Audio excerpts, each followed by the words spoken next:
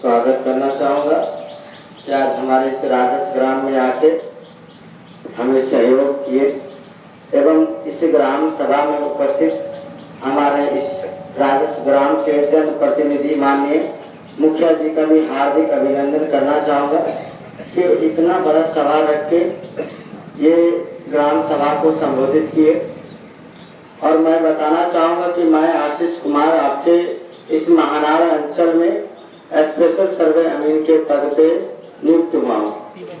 मैं आप लोग को बताना चाहता हूँ कि ये सर्वे जो है ये है क्या।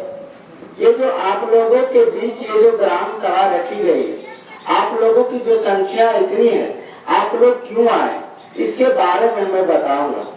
तो ग्राम सभा जो रखा गया है ये सर्वे के बारे में, तो पहले इनकी बेनिफिट्स क्या है, ये जो स्पेशल सर्वे हो रहा है इससे हम लोगों को क्या लाभ मिलेगा, पहले इसके बारे में बताते हैं। देखिए सर्वे से जो लाभ होगा, पहली बात जो है कि डिजिटलाइज किया जा रहा है। डिजिटलाइज का मतलब है कि जैसे हम लोग देश में रहे या विदेश में रहे, कहीं से भी अंगूठा से कैसे पैसा निकाल लेते हैं, उसी तरह से इस जमीन को भी कहीं भी अंगूठा लगाएंगे तो मेरे नाम से जितनी भी प्रॉपर्टी है वो सारा चीज हम लोग देख सकते हैं। हमारे पुराने सर्वे जो रिविजनल सर्वे हुआ था उसमें हम लोगों को हार्ड कॉपी मिल रहा है, जो कि किसी कारणवश जल गया, बाहर आने के कारण बह गया, किसी कारण फट गया, जिससे अभी हमको बहुत सारी परेशानी होती है। हम लोग को अंचल से भी उपलब्ध कराने में बहुत सारे परेशानियों का सामना करना पड़ता है। उसी को दूर करने के लिए ये स्पेशल सर्वे इस महानार में हो सकता है 1962 में खत्म हो गया हो या 1964 में भी खत्म हो गया हो, तो वो हमारे पूर्वज के नाम से ही बना होगा। क्योंकि हम लोग कुछ ऐसे हैं कि जो उस समय उपस्थित होंगे, बहुत ऐसे पर्सन है जो कि नहीं होंगे, वो हमारे पूर्वज के नाम से खतियान बन गया। अब हमारे पूर्वज नहीं है जिससे परेशानी हो रहा है। अब उस खतियान में 5 खातेदार हैं, अब उनके 25 वंशज बढ़ गए, एक दूसरे में मारपीट कर रहा है कि ये प्लॉट हम आबाद कर रहे हैं, ये प्लॉट मेरा है, ये प्लॉट मेरा है।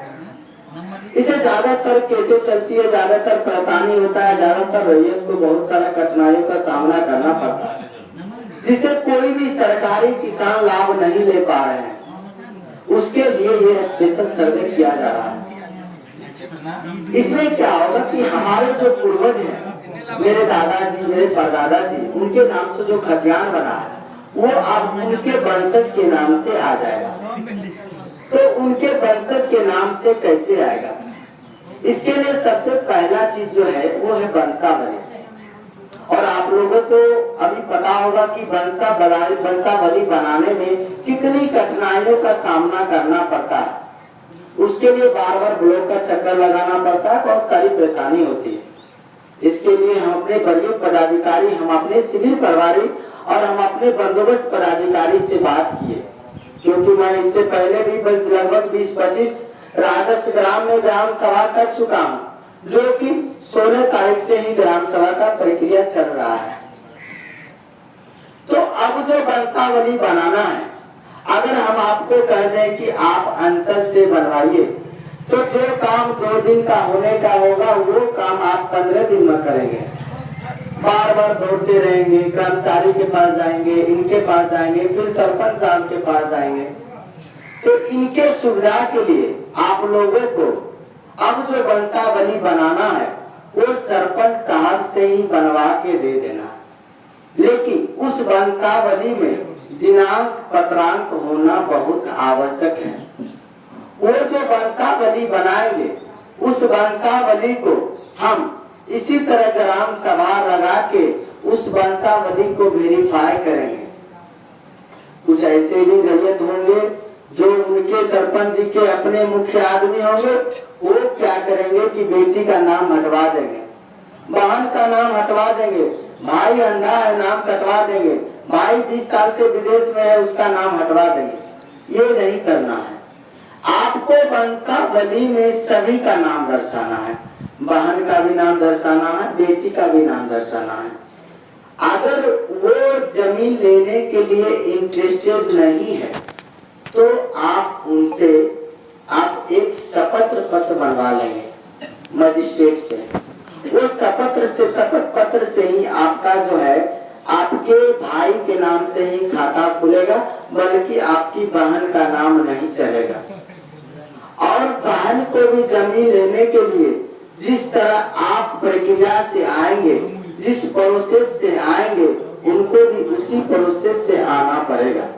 ऐसा नहीं कि वंशावली में बहन का नाम है तो उनके नाम से भी जमीन मिलेगा, नहीं। उनके लिए सारी प्रक्रिया वही रहेगी। तो वंशावली आप लोगों को समझ गया किस तरह वंशावली बनाना है। वंशावली आपको जरूरत हो सकता है खतियान में भी, केवला में भी, बंदोबस्ती पत्र में भी, पर्चा में भी, और आपको हो सकता है वसीयतनामा भी किन्हीं के पास होगा।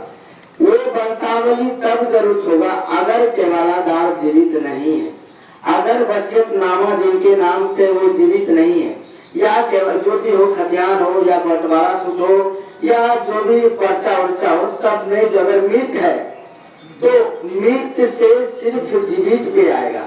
ऐसा नहीं कि मेरे नाम से जमीन है, हम मर गए हैं, मेरा बेटा जीवित है, ये है, हम अपने पोता के नाम से जमीन करवाएंगे, ये नहीं होगा। उसके लिए आपको सेल करवाना पड़ेगा, केवला करवाना पड़ेगा। तो वंशावली का प्रक्रिया यही है। और मेन फैक्टर होता है कि आप लोगों का बहुत सारा सवाल होगा कि सर खतियान ने ये जमीन बेच दिया, हमसे ज्यादा बेच दिया, मेरा जमीन है तो मेरा कैसे होगा सर, हमसे भी ज्यादा बेच दिया। तो खतियान जो होते हैं वो 3 टाइप के होते हैं। एक टाइप होता है वो कि दखली खतियान होता है। जैसे खाता नंबर 5 में अगर 5 आदमी का नाम है, उस खतियान में अगर 10 खेसरा है तो 1820 में अगर संतोष कुमार का दखल है तो 1821 में विकास कुमार का दखल होगा।